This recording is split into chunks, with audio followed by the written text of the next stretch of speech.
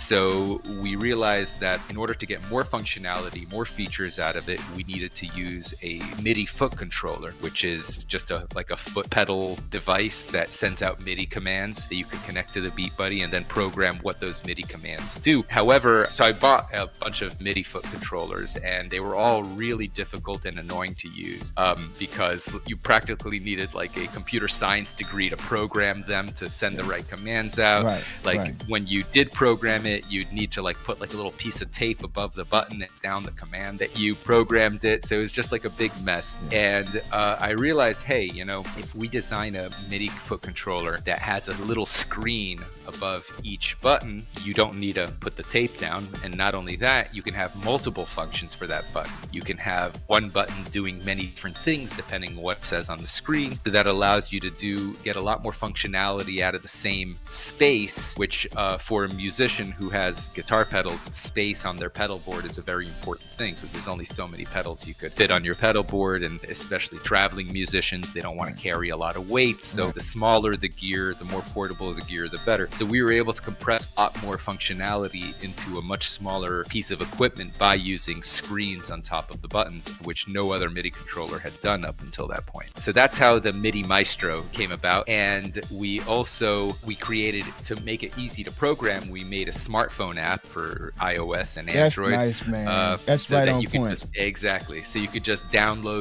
you don't have to look up in the manual like what's the exact command. You could just search for it and click, and it goes right into the button on your MIDI Maestro without much effort. So yeah, it brings MIDI controllers into the 21st century, I like to say, because it makes it easier to use, easier to program. And so that's how the MIDI Maestro came about. And of course, the MIDI Maestro is compatible with all MIDI capable devices. It's not just usable for the BeatBuddy. Anything that accepts MIDI commands, you can use the MIDI Maestro with. So that was our next product. And then after that, another thing that people kept on asking us was to make new functionality with loopers, right? So people were using the BeatBuddy along with their loopers. And of course, you need to have the drum machine talking to the looper, because when you're recording the loop according to a beat, the loop needs to be the same length as the beat. Otherwise, they're going to go out of sync as they cycle around, right? It needs to be, and it has to be exactly the same length. It can't be off even by like a fraction of a second, because even if it's off by like a fraction of a second, every time it cycles around, it goes more and more out of sync. So, which is why people use MIDI sync, the MIDI clock between equipment, to keep everything synced up. Now, people were asking for all these new features, like for example, when you change song parts on the BeatBuddy, like you go from verse to chorus with the beat, they wanted it to send a MIDI signal to the looper to change the loop on the looper, because, you know, to change the song part on the looper. But the loopers weren't really designed to do that, and they were extremely difficult to use. So I bought a bunch of loopers to test out because people were asking for all these new features. And I realized that I'd never been a looping guy before. Like I was always, as I said, like a singer-songwriter type. So I'd never really done looping. But when I started using loopers to test it for the use with the BeatBuddy, I realized a lot of loopers are very difficult to use and they're not intuitive. And for me personally, one of the biggest challenges was knowing where I was in the loop. Like for example, if you record 4 measures of a loop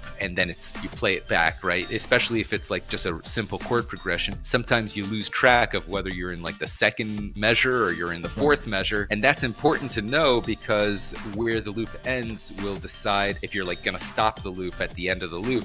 You have to know how many measures are left. Or if you want to change from one loop to like a different section, you need to know where you are in the loop in order to make that musical. And none of the loopers really had very good indicators of that. And so I realized, hey, you know, why don't we make a looper with a screen on it? Just like your DAW, you can see the waveforms being recorded in the tracks. And then when it's playing back, you could actually watch where you are in the loop, and makes it a lot easier because you could actually see the music, like just like on your DAW. You don't have to like imagine and keep track. And nobody else was making this. Nobody else was making a pedal looper that had any sort of this kind of visual interface like your DAW does.